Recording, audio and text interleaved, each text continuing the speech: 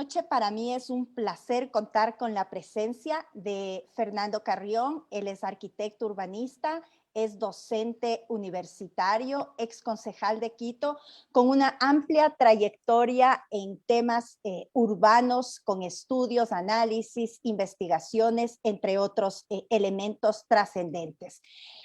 Queremos invitarles a nuestros amigos que le den un like, que adicionalmente puedan hacer un comentario, compartir en sus redes sociales con la finalidad de llegar a la mayor cantidad de personas en este Facebook Live, que tiene como finalidad analizar un tema bastante importante en estos momentos: la inseguridad en la ciudad de Quito y qué hacer. O como Fernando señala, la violencia en la ciudad de Quito y qué hacer en estos momentos tan complejos que adicionalmente en todos los ámbitos, en el ámbito municipal, de infraestructura, económico, etcétera, vive la ciudad de Quito.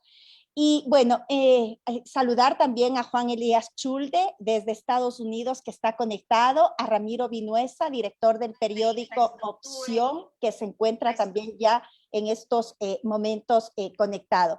Y quisiera partir de un elemento, querido Fernando. ¿Cómo analizas o cuál es el diagnóstico de la inseguridad que vive la ciudad de Quito en estos momentos? Bienvenido, Fernando. Buenas noches y gracias por compartir este espacio. Momentos muy complejos que vivimos en nuestra ciudad. Todos los días a través de los medios de comunicación escuchamos cómo crecen los niveles de violencia. Hay que dividir ese tipo de violencia, en qué ámbito se expresa. Y bueno, tú como estudioso del tema nos vas a ayudar muchísimo para poder analizar y profundizar este aspecto. Fernando, bienvenido. Buenas noches. Buenas noches, Natasha. Un saludo cordial a todos los amigos y amigas que se encuentran conectados.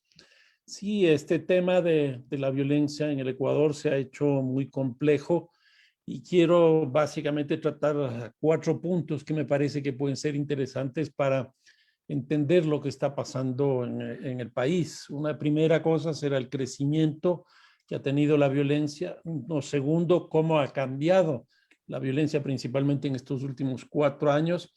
En tercer lugar, las políticas que yo considero erradas que han sido diseñadas y finalmente qué es lo que se podría hacer hacia el futuro. En ese orden, la violencia en estos últimos 4 años ha crecido de una manera francamente impresionante. En el año 2018 teníamos 991 homicidios y en el 2021, es decir, 4 años después, se subió a 1996. ¿Y esto qué significa? Que prácticamente se duplicó, o más que se duplicó, el número de homicidios. Eso es una cosa que en 4 años es muy difícil de lograr, pero el Ecuador lo ha conseguido. Y lo que se ve claramente es que este crecimiento se produce significativamente del 2018 al 2019, con un incremento de casi el 20%. Luego del 19 al 20 sigue creciendo, pero no a un ritmo tan alto del 14%. Si el anterior fue el 20%, en este fue el 14%. Y eso es explicable principalmente por el COVID, porque la gente no pudo salir de sus casas. Pero del 20 al 21 ya es de un 47%. En otras palabras, el crecimiento de los homicidios ha sido muy, muy fuerte. Ahora, este crecimiento no es homogéneo en todo el territorio del país porque hay una geografía delictiva. En términos de provincias, las provincias de la costa son las que más número de homicidios tienen. Las provincias del Oro, Los Ríos, Guayas, Esmeraldas y Manabí. Y el caso de una provincia de la frontera norte, que es el caso de Sucumbíos. En estos casos, la tasa de homicidios prácticamente duplica al promedio nacional. Cuando nosotros vemos, ya no por provincias, sino por ciudades, vemos justamente en las mismas provincias, pero con un peso adicional lo que son las ciudades portuarias, que es el caso de Esmeraldas, el caso de Manta, Guayaquil, Puerto Bolívar y nuevamente Sucumbíos como un puerto seco de vínculo entre Colombia y Ecuador. Son básicamente estas 6 ciudades las que concentran la mayor cantidad de homicidios en el país. Y más bien hemos tenido ciudades que tienen tasas de homicidios relativamente bajas, como la de Quito y Cuenca, pero esto está cambiando. Ahora, un hecho adicional es que las tasas de asesinato, es decir, con premeditación y alevosía, sigue siendo mucho más alto en las provincias de la costa y en las ciudades portuarias, mientras en las ciudades de la sierra y de la Amazonía, con excepción de Sucumbíos, son homicidios. La diferencia está justamente en que el asesinato se produce con premeditación, alevosía y con mucho más grados de violencia. Entonces, una primera conclusión es que se ha incrementado la violencia en general en el Ecuador, pero hay provincias y ciudades que están localizadas en la costa que tienen un peso mucho más fuerte de las que están localizadas en la sierra. Una segunda idea que me parece que es importante es que no solo que creció la violencia, sino que cambió. Y cambió principalmente en estos últimos 4 años con 3 condiciones que aparecen muy claras. Primero, con el cambio de gobierno y el cambio de política que se desarrolla entre un gobierno y otro. Tenemos, por ejemplo, cómo el marco institucional que existía hasta el año 2017 era muy distinto al marco institucional que desde el 17 para acá se implementó. Había, por ejemplo, un ministerio de coordinación que desaparece, un ministerio de justicia que desaparece, que era el que se encargaba de las cárceles, y un ministerio del interior que desaparece, que era el que se encargaba de la policía. Como cambio de esto, lo que se hizo fue crear un ministerio de gobierno donde todas las funciones de la policía, de la justicia y de coordinación caían en ese ministerio. Pero el ministerio de gobierno tradicionalmente ha sido un ministerio de la política, con lo cual durante un buen tiempo, cuando estuvo principalmente de ministra María Mapao, se le dio mucho más peso a la cuestión de la política que a la cuestión de la seguridad, lo cual generó muchos problemas de seguridad. Una vez que ella sale, entra un miembro pasivo de la policía y el tema de la política desaparece y el gobierno de Lenín Moreno se queda sin política.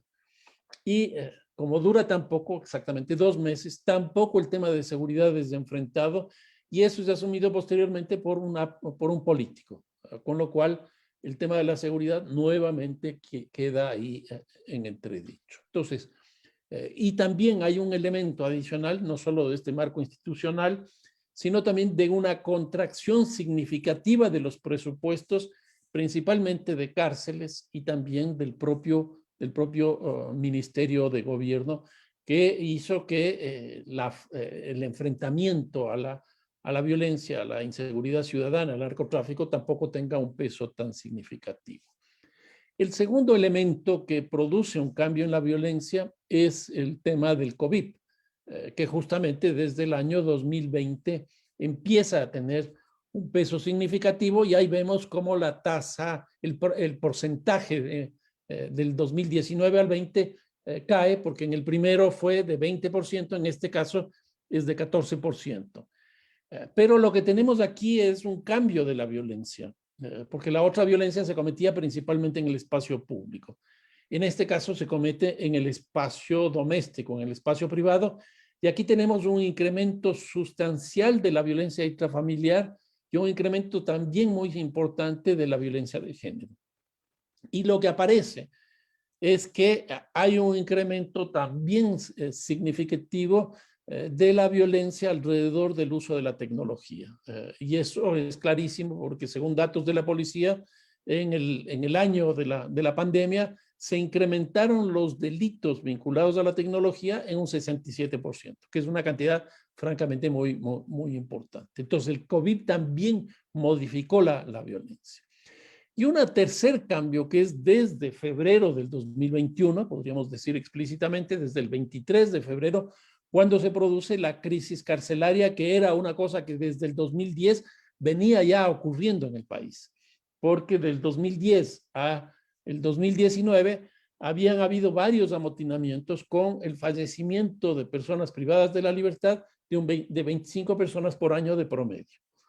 Pero desde febrero, 23 de febrero, esto se dispara y solo en esa fecha del 23 de febrero, en esa semana más bien dicho, fallecieron 80 personas, con lo cual el promedio se fue para arriba y desde esa época para acá hemos tenido también 3 crisis carcelarias con el fallecimiento de 13 personas adicionales.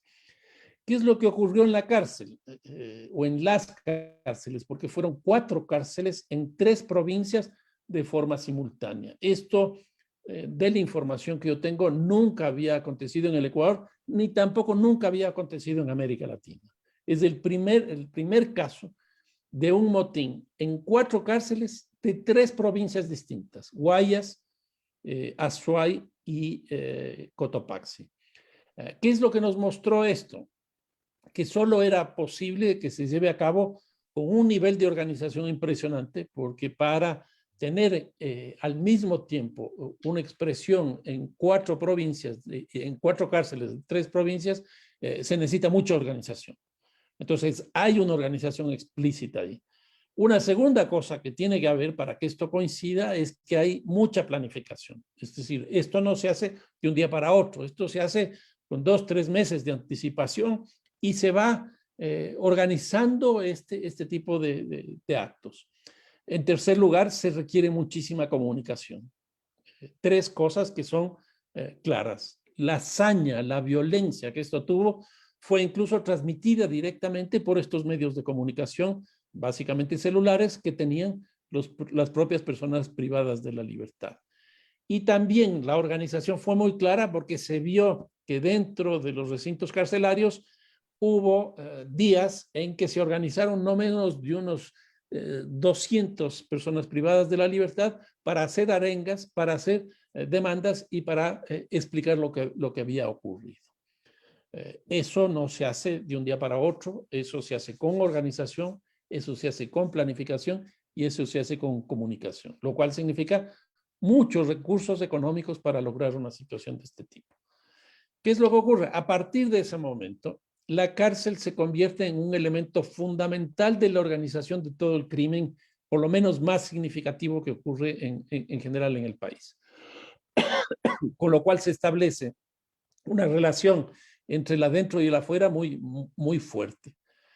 Se ha tratado de explicar esto principalmente a través de los carteles mexicanos que estarían en conflicto, como es el caso de Sinaloa y de Jalisco Nueva Generación, pero la impresión que yo tengo es que se le ha dado mucho peso en este último tiempo, y vamos a analizar un poco más, a la relación de la política del narcotráfico vinculado a los Estados Unidos. Por eso se ha priorizado la cuenca del Pacífico y dentro de la cuenca del Pacífico, obviamente que son los carteles mexicanos los que controlan esos corredores. Por eso la interpretación de todo este problema ha ido en la línea de los carteles mexicanos. Pero de la información que yo tengo, ahí estaría presente un cartel brasileño que tiene mucho peso en Brasil, que Brasil es el segundo país de consumo de cocaína del mundo y primero de crack del mundo, que es el denominado primer comando de la capital.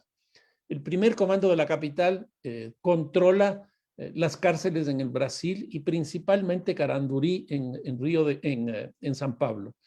Incluso hace 8 o 9 años hubo un levantamiento que se produjo dentro de esta cárcel que fue reprimido con mucha fuerza y con la reubicación de los presos hacia otros recintos carcelarios. Eso lo que condujo es a que se produzca esta relación de la dentro y de la fuera de la cárcel, paralizando toda la ciudad de San Pablo. La ciudad de San Pablo tiene nada más ni nada menos que 23 millones de habitantes, es decir, más habitantes que todo el Ecuador. Y eso mostró que desde la cárcel, el primer comando de la capital controlaba toda esa ciudad, que es una de las ciudades más grandes del mundo, una de las ciudades más grandes del Ecuador, de América Latina. Ahora, ¿qué es lo que nosotros tenemos como expresión de estos 3 cambios que tenemos? Por el cambio de gobierno, por la presencia del COVID y por el tema de la cárcel, lo que tenemos ahora es una violencia mucho más violenta.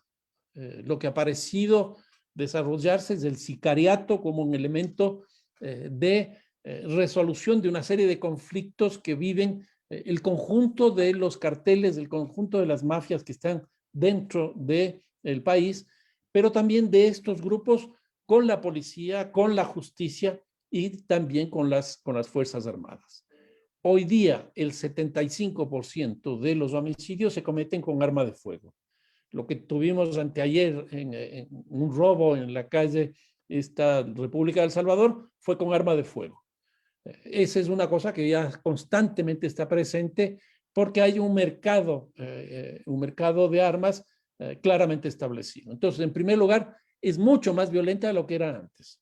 En segundo lugar, es mucho más organizada de lo que era antes. Y ya no es una organización de grupos pequeños, de mafias de 5, 10, 15 personas, sino que esta es una organización que se articula, como yo la defino, como la red global del crimen, donde, qué sé yo, por ejemplo, el cartel de Sinaloa tiene muchos vínculos con los choneros, o el caso de Jalisco Nueva Generación también tiene vínculos con otros carteles que existen aquí en el país. Y entonces, esta organización o esta red global del crimen es no una organización de personas, sino que es una organización constituida a partir de otras organizaciones. Es decir, se trataría de una organización de un grado absolutamente superior.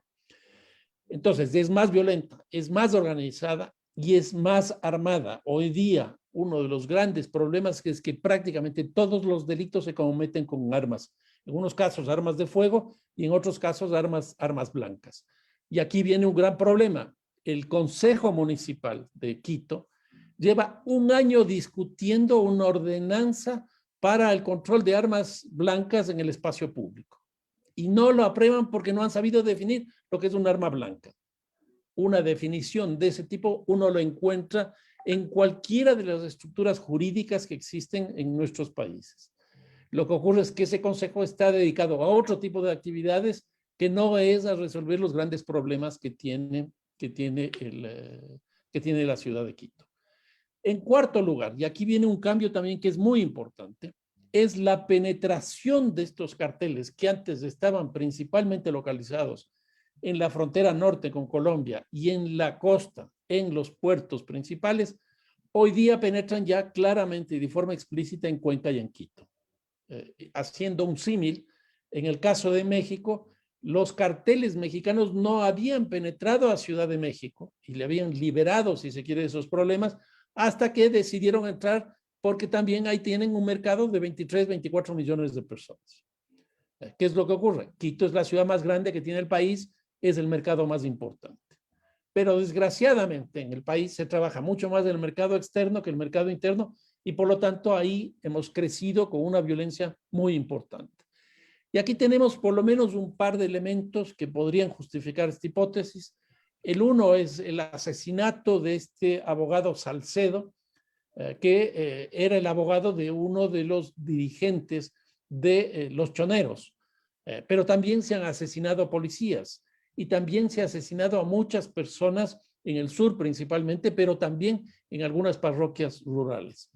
En otras palabras, en estos últimos 4 años ha cambiado notablemente la violencia y ha penetrado con mucha fuerza en Quito y Cuenca, que antes no lo tenía. La tercera idea, las políticas que han sido implementadas en estos 4 años tienen muchos problemas. Uno, primero, como veíamos, el marco institucional que se ha modificado, porque desaparecieron los ministerios de coordinación de la violencia, el Ministerio del Interior y el Ministerio de Justicia, y se construyó en el gobierno pasado de Lenín Moreno el Ministerio de Gobierno donde enlazaba a estos 3 ministerios, principalmente para reducir costos o, en otras palabras, para reducir el tamaño del Estado, porque no solo queda bajar el presupuesto, sino también bajar la cantidad de personas que trabajan en estos lugares. Entonces, de 4 ministerios terminó siendo uno solo. Y eso creo que fue un error craso que se notó mucho más, yo diría, en el caso del Ministerio de Justicia con las cárceles. Y aquí viene un elemento adicional. Yo creo que el peso que ha tenido en este último tiempo el Ministerio de Defensa ha sido sin duda clave. ¿Y por qué digo esto? Porque el Ministerio de Defensa básicamente lo que hizo fue, frente al conflicto que hubo en la frontera norte con el asesinato de los 3 periodistas, lo que ocurrió con Guacho en la zona esta de la provincia de Esmeraldas, lo que hizo fue militarizar.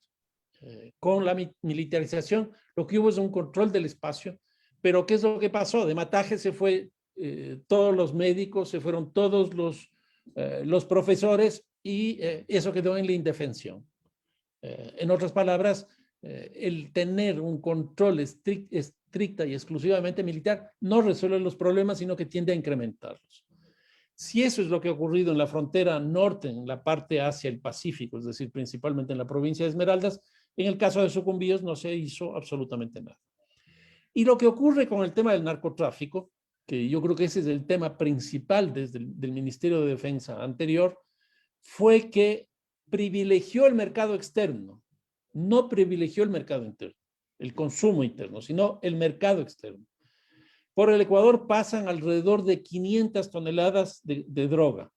Para que ustedes tengan una idea de la magnitud de esto, Perú, que es el segundo país de producción de cocaína del mundo, tiene una producción de 450 toneladas. Es decir, menos de lo que produce, menos de lo que pasa por el Ecuador. Y una segunda cosa es que Bolivia, que es el tercer país, produce incluso menos que el Perú. Lo interesante es que de estas 500 toneladas, según datos del Ministerio del Interior, el 18% se queda en el Ecuador, de consumo interno, es decir, alrededor de 100 toneladas, que es una cantidad muy grande. Y este es un fenómeno que empezó a incrementarse a partir del 2008, con la crisis de las hipotecas, con la crisis económica mundial. Y entonces aquí lo que hemos visto es un incremento sustancial del mercado interno, pero el peso principal de la política del narcotráfico ha estado destinado al mercado externo. ¿Por qué al mercado externo? Porque ahí aparece la política de los Estados Unidos, que es básicamente la guerra a las drogas, que no es otra cosa más que atacar unilateralmente los lugares de producción, que en este caso son Perú y Colombia, los 2 países productores de cocaína más grandes del mundo, y el Ecuador está en el medio. Eso nos pone en un lugar estratégico con muchas complicaciones. Y entonces lo que se decidió por parte del Ministerio de Defensa es trabajar el mercado externo, pero no todo el mercado externo, sino solo la cuenca del Pacífico. Por eso es que nosotros no tenemos ninguna información de lo que pasa hacia el Brasil, de lo que pasa en la cuenca del río Amazonas. Cuando yo les decía del primer comando de la capital, eso se explica porque todas las miradas, incluso de los académicos, de la inteligencia y de la política de control del narcotráfico, está destinado principalmente a la cuenca del Pacífico, no a la cuenca del Pacífico y también a la cuenca del Amazonas. Pero aquí el gran problema es que la atención está dirigida al mercado externo y no al mercado interno. Y eso a lo que ha conducido es a un incremento sustancial de la violencia, con grados de violencia más altos y también, obviamente, hacia la transformación de la violencia. Y finalmente, el cuarto punto, ¿qué hacer frente a este panorama? Pues lo primero que hay que hacer es un cambio del marco institucional nacional. Creo que hay que recuperar la lógica del Ministerio del Interior, en este caso, al menos con el Ministerio de Justicia, para que se encargue de las cárceles y el manejo de la policía. Es decir, un Ministerio del Interior con policía y con justicia en su interior. Y en eso tendríamos que trabajar con una propuesta muy importante sobre el sistema carcelario, que debería partir de la construcción de un sistema. Son alrededor de 53 recintos carcelarios. Desgraciadamente son antitécnicos. Los que se construyeron en la época de la Revolución Ciudadana fueron recintos carcelarios muy grandes, cuando eso ya no se recomienda y no se recomendaba incluso desde aquella época, porque es muy difícil el control de las personas según sus tipos de delito. En otras palabras, generalmente se clasifica a los presos por sus grados de los delitos que tienen, de violencia que tienen sus delitos. Y entonces lo que se busca es que más bien estén en recintos relativamente pequeños y se habla de máximo 300 personas. Estas cárceles grandes que se construyeron fueron para alrededor de 7 veces más, es decir, alrededor de 2.000 personas, y con la superabundancia de personas privadas de la libertad, el hacinamiento es terriblemente alto. Entonces hay que formar un sistema carcelario con estas cárceles, que tenemos estos problemas de estas nuevas cárceles, y hay muchas cárceles que simplemente son casas que han sido adaptadas, sobre todo en la Amazonía, sobre todo en ciertas ciudades de la sierra y de la costa que no cumplen con los requisitos mínimos. Una segunda cosa que hay que hacer y que es absolutamente fundamental y necesario es una reforma del COIP, porque el COIP básicamente se diseñó y se lo aprobó dentro de la lógica del populismo penal, es decir, que todos los delitos terminen en la cárcel. Y no solo eso, sino que el sistema privativo de libertad sea incluso establecido antes de que se señale la pena definitiva. Por eso es que en la cárcel, que hoy día tenemos alrededor de 40.000 presos y con una población en exceso de más del 35%, esa es la razón por la cual tenemos esa cantidad de personas. Y luego viene un problema de fondo. Constitucionalmente se establece que el sistema de cárceles es de rehabilitación, pero nosotros no tenemos un sistema de rehabilitación en las cárceles en el Ecuador. ¿Y por qué esto? Porque cuando nosotros vemos que a una persona le han tomado presa, inmediatamente sale en la prensa y nos dicen, esta persona ha estado 15, 16, 20 veces presa. ¿Qué quiere decir eso? Que nunca se rehabilitó. Y no se va a rehabilitar porque hoy día las cárceles tienen una lógica organizativa interna muy complicada, no hay inteligencia criminal dentro de las cárceles y esa estructura orgánica hace que incluso esa persona que salga tenga que cumplir ciertas funciones, ciertas actividades. Caso contrario, el sicariato está presente como ocurre en muchas ocasiones. Por eso es que muchas veces el sicariato no solo es una disputa por territorios, como generalmente se dice, sino también son algo así como prácticas pedagógicas, en el sentido de que si tú no haces lo que yo te digo que tienes que hacer, cuando sales de la cárcel, te va a pasar lo que le pasó a tal persona que hizo tal cosa. Entonces, no hay rehabilitación. Y como no hay rehabilitación, tampoco hay reinserción en el sistema laboral. Una persona que ha sido sometida a prisión y ha estado, por decirlo algo, 10 años preso y esta persona ha tenido, qué sé yo, 18, 20 años, cuando sale tiene 30, 32 años y probablemente su familia ya no sea la misma. Su esposa o esposo ya no estén en ese hogar o sus hijos ya estén en una situación totalmente distinta. De tal manera que reinsertarse en esas condiciones es muy difícil porque lo que hace la cárcel es separar el lugar, el ambiente en el cual una persona se desempeña y lo extraña, lo saca de ese lugar y para volver a ese lugar es absolutamente imposible. Entonces, eso es lo que hay que hacer respecto al sistema carcelario. También hay que hacer un cambio en la policía, una reforma policial, para que la policía sea mucho más representativa de los territorios. Uno de los grandes problemas que tenemos es que la mayoría de la policía es serrana y tiene que irse a Guayaquil, con lo cual el tema de los pases ha sido un problema muy complejo en términos de corrupción, pero no solo eso, sino de eficiencia policial, porque la persona que va del lugar donde vive a otro lugar a trabajar, pues no conoce ese espacio. Cuando digo ese espacio, no solo me refiero a la geografía, sino también a esa sociedad. Después creo que dentro de esta reforma policial se debe tratar de generar una policía comunitaria que no sea lo represiva que es y con la brutalidad policial con la que han actuado, por ejemplo, en Chile, que era una policía paradigmática, o la colombiana, que también lo era. Después, esta reforma tiene que especializarse por tipos de delitos. Por ejemplo, hay una buena policía en el tema de secuestros, que ha funcionado relativamente bien, pero también se necesitaría para violencia de género, violencia en los estadios, bueno, el propio secuestro, etcétera, etcétera. Y hay también la necesidad de incorporar tecnología, modernizar la policía. Y uno de los graves problemas es el déficit policial. En el caso de Quito, por ejemplo, faltan 7.000 policías. Este rato nosotros tenemos 45.000 policías en todo el país, pero solo en Quito faltarían 7.000. Hay un déficit importante. Otro cambio en el marco institucional es la incorporación de los gobiernos locales. ¿Y por qué esto? Porque el COTAD les quitó esta competencia a los municipios y a los gobiernos provinciales. Entonces aquí lo que hay que hacer es una reforma al COTAD para que los municipios puedan dedicarse también a seguridad. Y aquí hay una cosa paradójica en el caso de Quito. Quito cobra la tasa de seguridad, pero no tiene la competencia sobre seguridad. Y entonces lo que ocurre es que la tasa de seguridad pues pasa directamente a la policía. Y el hecho de que se incorporen los municipios, que se incorporen los gobiernos locales, le da un aire, una definición distinta a la violencia, porque los municipios, como no tienen policía, no tienen cárcel y no tienen justicia, lo único que pueden hacer es prevención. Y yo creo que eso es muy importante, que alguien en el país haga prevención. Y eso es lo que tendrían que hacer los municipios.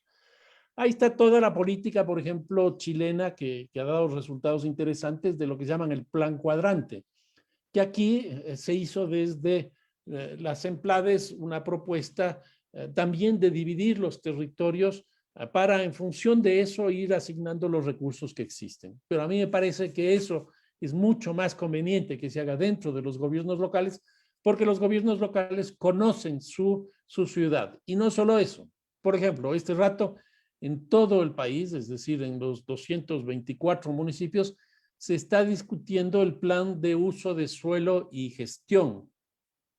Y ahí se están estableciendo los usos de suelo. Y entonces es muy distinto la violencia que hay en la periferia de lo que hay en el centro. Pero también uno podría decir explícitamente, con una especie de metáfora, se roban bancos donde hay bancos.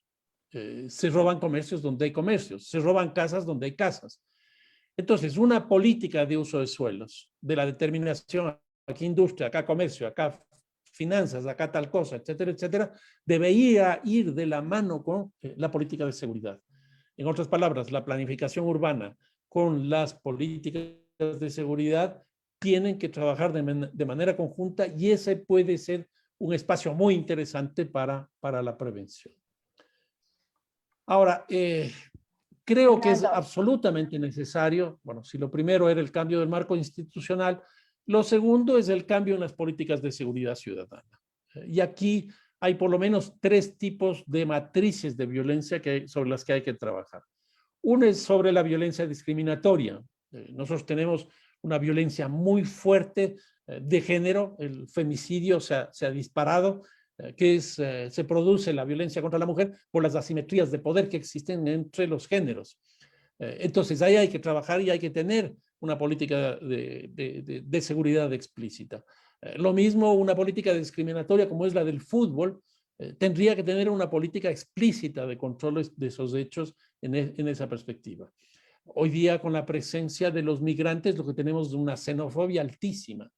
¿Quién hace algo para detener la xenofobia? Nadie. Más bien lo que hacemos es incrementarla, y eso está generando esta violencia. En segundo lugar está la violencia común, que son los robos del patrimonio y los hechos de violencia contra las personas. Patrimonio es la propiedad, y la persona, bueno, hay varios tipos como violaciones, agresiones, hasta el propio asesinato. Y aquí hay que trabajar también con mucha fuerza. Y la última es la violencia mafiosa. Un poco ya lo he dicho, pero yo creo que aquí lo que tendremos que hacer es trabajar mucho más el mercado interno de narcóticos que el mercado externo. Yo creo que nosotros deberíamos preocuparnos por nuestros consumidores, no por los consumidores de otros países. En ese sentido, la cuenca del Pacífico no es la solución para el Ecuador, como tampoco es la cuenca amazónica. Pero si vamos a trabajar el mercado externo, no debería ser exclusivamente hacia un mercado, sino en general a todos los mercados, porque por el Ecuador se va la droga hacia el Brasil, hacia México, hacia los Estados Unidos, hacia Oceanía, hacia el Asia, hacia Europa, etcétera, etcétera. Y eso está llevándonos a que tengamos en el país no menos de 22 mafias importantes. Por ejemplo, aquí no conocemos de una mafia que tiene un peso impresionante como es la 'Ndrangheta de Italia. Esta se mete con mucha fuerza en el turismo, no es una mafia violenta, pero es una mafia absolutamente ilegal que maneja mucho el tema de la cocaína y lo hace de exportación hacia Italia y principalmente hacia Europa. Esa no se trabaja. Tampoco se trabaja, por ejemplo, y probablemente ustedes no han escuchado, de uno de los grupos como el Grupo Cordillera, que es que es de Colombia y que se encarga mucho más del mercado interno. Y no se conoce eso porque no se trabaja el mercado interno. Y creo que aquí, si nosotros trabajáramos el mercado interno, lo que hay que plantear son no penalizar, no castigar al consumidor, sino verle como un enfermo. Entonces, en ese sentido, menos que entrarle desde la perspectiva de los códigos penales, entrar desde la política de salud pública, que creo que puede ser una gran entrada. Y finalmente, yo plantearía, y con esto termino, ¿por qué no empezar a discutir la legalización de ciertos narcóticos? Por ejemplo, la marihuana. La marihuana hoy día tiene, por un lado, una presencia legal ya generalizada en Canadá, tiene la mitad de los estados de Estados Unidos legalizado el consumo recreativo como el consumo medicinal. En Canadá es las dos cosas, es legalizado. Y en México el día de ayer aprobó ya la Corte Constitucional la posibilidad de que se legalice. Si ustedes se ponen a ver, Canadá, Estados Unidos y México es todo Norteamérica. Estados Unidos tiene más o menos 350 millones de habitantes, México tiene 120 millones de habitantes y Canadá tiene 70 millones de habitantes. En Sudamérica y en Centroamérica, el único caso es el Uruguay. Yo creo que en el Ecuador se me haría muy interesante empezar a discutir el tema de la legalización, porque eso se nos viene. El debate que ha habido en los Estados Unidos, en México, sobre todo respecto de la marihuana, ha sido muy importante porque hoy día la marihuana medicinal está produciendo cosas insospechadas, resolviendo una cantidad de enfermedades. Y el consumo manejado desde el control del mercado por el sector público está produciendo ingresos impresionantes con los cuales se puede enfrentar los otros tipos de narcóticos que son mucho más complicados, como por ejemplo el caso de la cocaína. Y de esa manera ya no es solo el combate en el lugar donde se produce, sino también donde se consume, con lo cual los Estados Unidos están entrando en esa línea y creo que el presidente Biden probablemente en un plazo relativamente corto proponga también al Parlamento de los Estados Unidos la legalización del consumo de la marihuana. Bien, esto es, Natacha, lo que había preparado. Cualquier pregunta, comentario, obviamente, bienvenido. Muchísimas gracias. Fernando, muchísimas gracias. Creo que ha sido muy interesante. Nos abre, digamos, un panorama bastante extenso, bastante amplio y profundo respecto de lo que está pasando con la inseguridad y el desarrollo de la violencia en el caso del Ecuador. Diría yo desde mi perspectiva, el problema de la inseguridad es un problema de carácter social, producto de las inequidades sociales que vivimos en el Ecuador.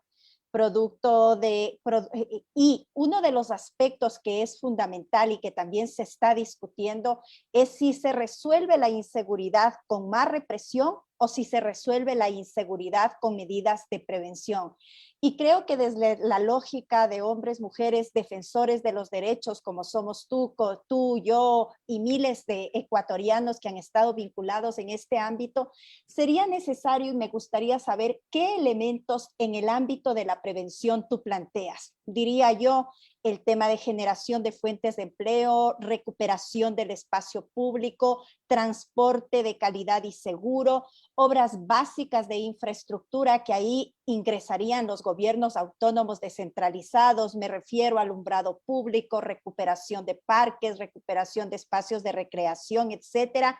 Garantizar desde el Estado ecuatoriano derechos a los jóvenes, el derecho a la educación, a todos los ciudadanos, el derecho a la salud, el derecho a la vivienda, es decir, un sinnúmero de derechos que sería fundamental en este ámbito, porque adicionalmente se sumaría un aspecto. Los países con mayores niveles de seguridad no son los países que más policías por habitante tienen, sino países que han garantizado a través de distintos mecanismos derechos fundamentales a sus ciudadanos. Entonces iría la pregunta más o menos por allí. ¿Qué elementos en el ámbito de la prevención que enfrenten las causas que generan la inseguridad tú plantearías? Porque bueno, el tema de los distintos tipos de violencia, los amotinamientos, etcétera, etcétera, son efectos del tema de carácter social. ¿Cuáles serían estas medidas que planteas, Fernando? A ver, yo lo que plantearía frente al razonamiento que tú haces son tres cosas. Yo creo que enfrentar la violencia con más violencia no tiene ningún sentido. Correcto. Eso se ha hecho durante mucho tiempo en muchos lugares y los resultados han sido absolutamente peores. Para empezar, con el ejemplo que di de la guerra a las drogas, que fue la política que Nixon estableció hace 50 años, porque estamos cumpliendo exactamente los 50 años, lo que ha producido es mucho mayor cantidad de personas fallecidas, la ampliación del mercado y unas utilidades que superan lo que uno podría pensar. Una segunda cosa, yo soy de la idea de que la violencia es de carácter estructural. O sea, no es que viene porque hay problemas patológicos, es decir, de una persona enferma, que evidentemente eso puede ocurrir, pero no es esta cosa que se llama el lobo solitario, es decir, una persona que sale y mata y listo. Lo que hay atrás es mercados de armas, por ejemplo. Lo que hay atrás de eso es que esa persona ha sido pues formada en un hogar, en una escuela, etcétera, donde ese tipo de cosas se van produciendo. Entonces, ese lobo solitario no existe. No es la enfermedad, la patología la que explica esto. Tampoco esa cosa que siempre se habla de los valores, porque ahí viene toda una discusión. Los valores son los de la religión, los valores son los de el derecho consuetudinario, los valores provienen de las tradiciones. Entonces ahí lo que tenemos que hacer es tener sociedades mucho más conservadoras, que no ocurran cambios, etcétera, etcétera. Y la tercera es esta cosa que también se dice de que no se sanciona lo suficientemente bien a los que cometen delitos. Eso lo que conduce es incrementar las penas, a incrementar los delitos, etcétera. Y lo que nosotros vemos en general es que eso no resuelve. Los problemas estructurales son lo que tú dices, las inequidades, pero no es solo eso. Hay una lógica del crimen, por ejemplo, alrededor del narcotráfico, donde la inequidad o sea, la cantidad de recursos que generan son impresionantes. El caso de Medellín, su época de crisis del narcotráfico, pues se pretendió interpretarla a través de la pobreza, pero de las ciudades más ricas que tenía Colombia en esa época era Medellín, precisamente. Entonces no va por ese lado. Lo que ocurre es que hay un tipo de violencia que tiene una característica y otro tipo que tiene otra violencia. La miscelánea de tipos de violencia es tan amplia, tan grande, que hay que verla tipo por tipo y encontrar ahí sus razones estructurales. Sobre la prevención, pues en eso hay toda una literatura y son básicamente tres tipos de prevención y estas están mucho más vinculadas incluso a los temas urbanos. Entonces, por ejemplo, la prevención situacional, que es básicamente impedir a través del uso del espacio público que se cometan determinados hechos delictivos. Entonces, aquí viene, por ejemplo, iluminación, viene equipamiento, viene policía comunitaria, vienen las cámaras de video, etcétera, etcétera. Entonces, todo eso es prevención situacional. O sea, prevenir en el sitio para que no se cometan esos hechos delictivos. Y que de paso, perdón que te interrumpa en esta parte, en el caso de Quito, que el municipio nos cobra una tasa de seguridad, debería invertir en esos ámbitos. La Obvio, recuperación del obvio. espacio público son 7 millones de dólares que los quiteños, las quiteñas pagamos anualmente en el impuesto predial, y esos recursos no están siendo invertidos en la recuperación del espacio público, y que esa sí es una función y competencia del municipio de Quito. Así es, así es. Entonces, uno es la prevención situacional. Una segunda es la prevención comunitaria. Aquí viene toda la cuestión de la organización barrial. Y hoy día, con la tecnología que tenemos y que se ha consolidado con el COVID, por ejemplo, el chat. Antes lo que teníamos era la alarma comunitaria. Hoy día es mucho más eficiente el chat comunitario, porque a través del chat se transmite lo que está ocurriendo a todos los miembros de la comunidad, a todos los miembros del barrio. Y antes simplemente la alarma lo que era es sonaba, se incorporó al paisaje y ya nadie le hace caso. Si uno está, qué sé yo, en un restaurante, una pizzería, comiendo algo y suena la alarma de un auto, ahí te aseguro que nadie se mueve. Esa alarma seguirá sonando y listo. El chat en eso es mucho más efectivo. Entonces, ahí viene toda esta cosa de el control de la violencia dentro de la propia estructura barrial de la ciudad.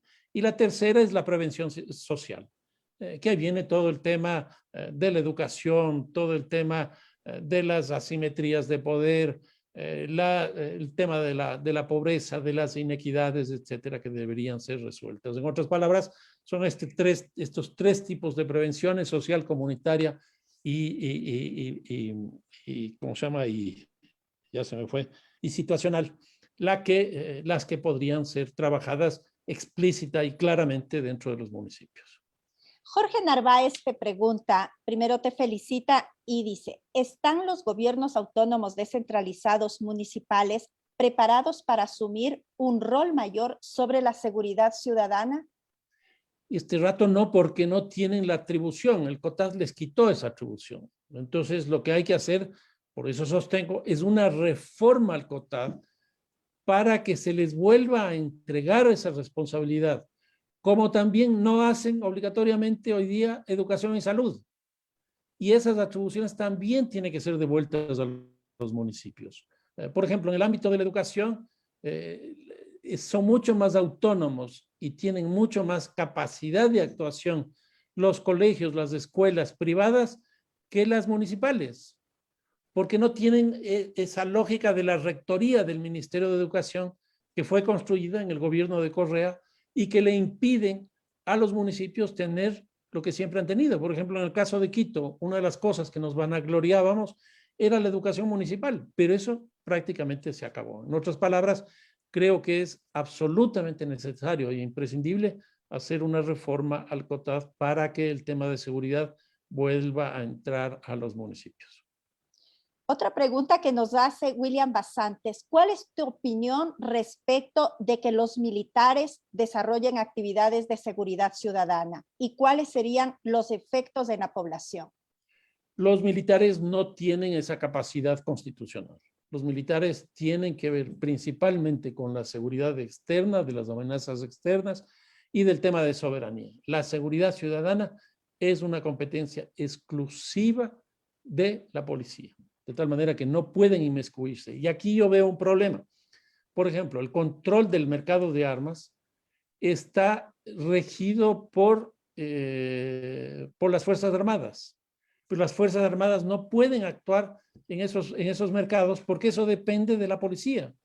Lo lógico sería que eso pase a manos de la policía, como también, por ejemplo, creo que uno de los problemas importantísimos que hay que establecer dentro del marco institucional que decía es tener una gran inteligencia. Hoy día todo el crimen es principalmente organizado. Y para poder entender ese crimen organizado se necesita inteligencia. Yo he tenido la oportunidad de conversar con inteligencia de la policía, inteligencia de las Fuerzas Armadas. Por ejemplo, ninguno de ellos entiende la lógica internacional de cada uno de estos hechos. Hacen de alguna manera esos cuadros piramidales, etcétera, etcétera, internos, pero no saben cómo opera el mercado internacional, por ejemplo, de la cocaína. Y no saben cómo operan estos grandes carteles. Por ejemplo, el cartel de Sinaloa está en 51 países del mundo y tiene 3.700 empresas. ¿Por qué? Porque lo que hacen es lavar en el sector privado. El sector privado recibe esos recursos de una manera, pero con los brazos abiertos, porque eso no implica tasas de interés, es decir, es un dinero muy barato para ellos y les beneficia de lado y lado. Por eso es que el límite entre lo uno y lo otro no es claro. O sea, qué es legal y qué es ilegal no se sabe, porque además casi todos estos tienen sus recursos offshore, como se llaman, o en los paraísos fiscales. Y adicionalmente, las Fuerzas Armadas son formadas para matar, no para proteger a los ciudadanos, con lo cual realmente se estaría vulnerando en general los derechos.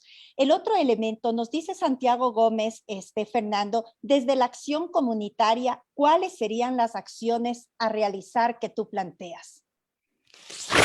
Eso tiene que ir principalmente en el ámbito de la organización comunitaria. En muchos de los comités barriales hay estas de comité de seguridad y vigilancia, que deberían ser fortalecidas. No para la vigilancia en el sentido de vigilar a la propia organización, sino de vigilar lo que ocurra. Y ponía el ejemplo del WhatsApp, de la telefonía celular, que hoy día pues, se ha generalizado de una manera impresionante en el país y en todo el mundo. En el país se ha generalizado principalmente por la migración que tenemos de gentes principalmente hacia España, ¿no? Pero yo creo que eso es lo que hay que hacer. Pero yo lo que diría ahí en la parte comunitaria son organización, fortalecimiento de la organización comunitaria, fortalecimiento de la tecnología, como puede ser que digo de la telefonía, el mejoramiento del espacio público con iluminación, probablemente también las cámaras de videovigilancia, que creo que ayudan mucho más que las alarmas, y me parece que por ahí podría ir una alternativa. Fernando, sin que sean los únicos, pero los principales, digamos, víctimas o las que para el narcotráfico es más fácil reclutarles es a los jóvenes, hombres y pobres. ¿Qué hacer frente a este elemento? En general son jóvenes y mujeres. Jóvenes y hombres y mujeres. Porque en el caso de las mujeres, bueno, sirven para pues, estos trabajos aleatorios. Y si la mujer está encinta, mejor todavía. Con lo cual el riesgo termina siendo mucho, mucho más alto. En el caso de los jóvenes, hombres y mujeres, es por los tipos penales que existen, porque son mucho más benignos. Pero ahí hay que ver cómo meterse en esos mundos, incluso con educación, con pedagogía, etcétera, para que incluso esa población que podría estar vinculada o que podría vincularse a estas estructuras no lo haga. Y el caso de las mujeres es exactamente lo mismo. Uno de los grandes problemas que nosotros tenemos nuevamente con el sistema carcelario es que la mayor cantidad de presos está vinculados al narcotráfico. Y aquí viene una paradoja. La mayor cantidad de denuncias no están vinculadas al narcotráfico. Las denuncias que existen son básicamente robos y hurtos. Esas son alrededor del 78%, si no me equivoco. Y la cantidad de presas, están vinculados más bien a los delitos del narcotráfico. Por eso es que yo he sostenido que una de las cosas más importantes es reconstruir la soberanía del delito. Es decir, que se persigan a los delitos propios, a los delitos que la gente denuncia. Si a mí me roban el celular, que me han robado 2 veces en el espacio público, yo he puesto la denuncia y no pasa de ahí, porque eso no se persigue. Si me hubieran visto a mí, qué sé yo, intercambiando, vendiendo marihuana o cualquier droga, esa denuncia sí hubiera caminado. ¿Por qué? Porque no hay soberanía en el delito. Y gran parte de la crisis que existe en el sistema carcelario es porque está destinada principalmente al narcotráfico y no a los delitos de mayor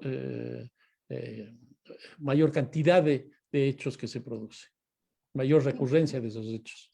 Y bueno, el consumo de drogas es un problema de salud que debe ser como tal enfrentado por parte del Estado ecuatoriano y también por parte de los gobiernos autónomos descentralizados, políticas de prevención. Realmente ha pasado volando el tiempo. Un mensaje final, Fernando, si es posible, de 1 o 2 minutos máximo para nuestros amigos, nuestras amigas que están conectados en esta noche. Pedirle al Consejo Municipal que apruebe esa ordenanza del uso de, o más bien dicho, que no se use el arma blanca. No puede ser que se dediquen exclusivamente a la política y dejen de lado la posibilidad de enfrentar los grandes problemas que tiene la ciudad y que tiene nuestra población. Creo que el tema de la seguridad va a ir incrementándose, como ya se está incrementando.